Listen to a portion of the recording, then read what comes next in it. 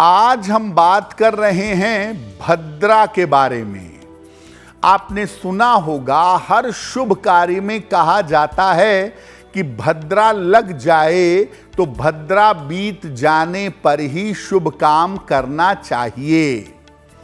और इनको कथाओं में शनि की बहन भी कहा जाता है। तो शनि की बहन कौन है और इनका प्रभाव क्या है? माना जाता है कि सूर्य देव की एक पुत्री और शनि की बहन है भद्रा। भद्रा का स्वरूप अत्यंत भयंकर है और ये सामान्यतः कष्ट देने वाली मानी जाती है।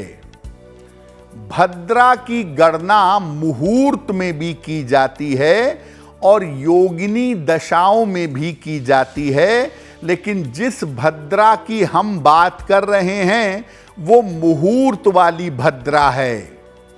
मुहूर्त में आने पर ये शुभ कार्यों को रोक देती है और जीवन की दशा में अगर भद्रा आ जाए, भद्रा की योगिनी दशा आ जाए तो ये सारे काम को रोक देती है। लेकिन मुख्यतः अगर किसी शुभ काम के समय में भद्रा आ गई तो आप शुभ काम नहीं कर पाएंगे। उस समय में शुभ काम करना मना होता है। पिछले दिनों आपने देखा होगा रक्षाबंधन में, होलिका दहन में बहुत सारी भद्रा की स्थितियां बन गई थी। देखिए, भद्रा की जो पौराणिक कथा है वो ये बताती है कि भद्रा उत्पन्न कैसे हुई और इसको स्थान कैसे मिला। माना जाता है कि सूर्य और छाया के संयोग से भद्रा का जन्म हुआ था। इसका मुख गर्दभ का है, गधे का है, 3 पैर हैं और एक लंबी पूंछ है। जब ये लोगों को कष्ट देने लगी तब ब्रह्मदेव ने इसको स्थान प्रदान किया। उन्होंने कहा कि तुम बव, बालव, कौलव आदि करणों के अंत में निवास करो और जो व्यक्ति तुम्हारे काल में, भद्रा काल में मंगल कार्य करे उसमें तुम विघ्न पैदा करो, उसमें तुम बाधा पैदा करो। अन्य कार्यों में बाधा उत्पन्न मत करो।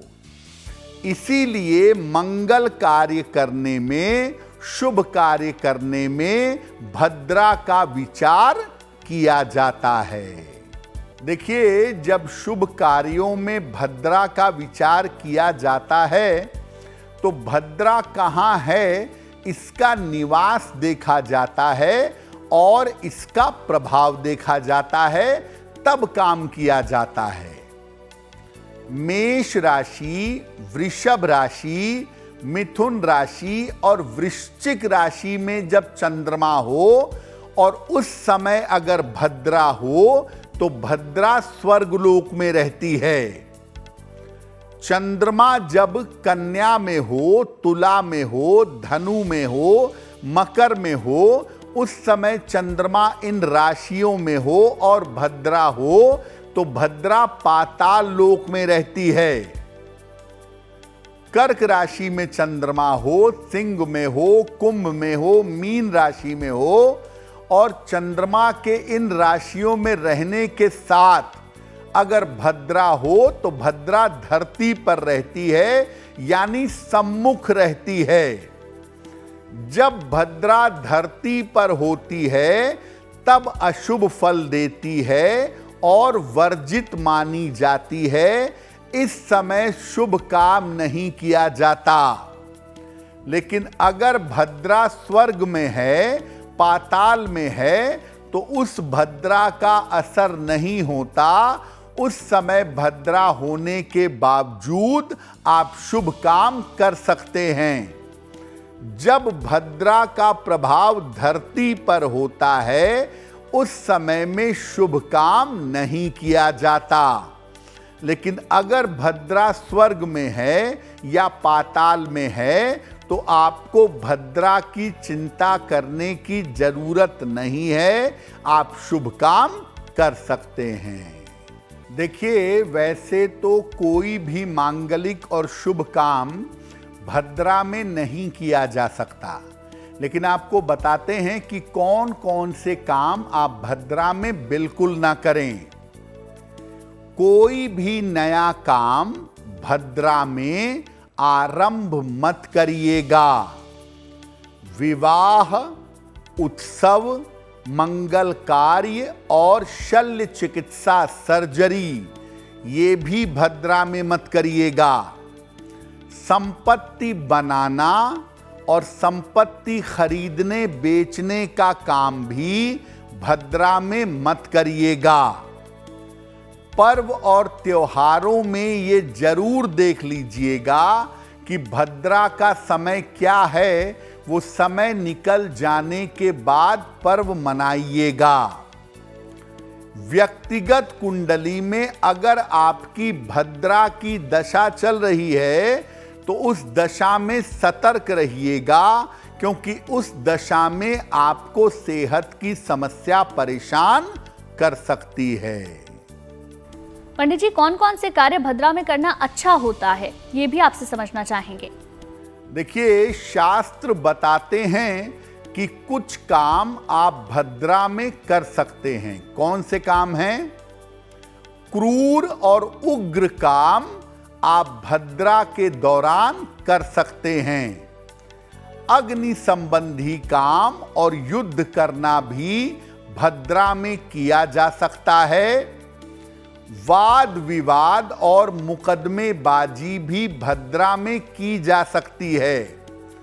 मंत्र के उग्र प्रयोग और शत्रु नाश के लिए कोई विशेष पूजा करने जा रहे हैं, कोई तंत्र की जबरदस्त नकारात्मक पूजा कर रहे हैं, तो वो आप भद्रा के काल में कर सकते हैं। देखिए, बहुत बार ऐसा होता है कि हमें जरूरी काम करना है और भद्रा लगी हुई है, तो अगर भद्रा में काम करना जरूरी है तो क्या उपाय करेंगे?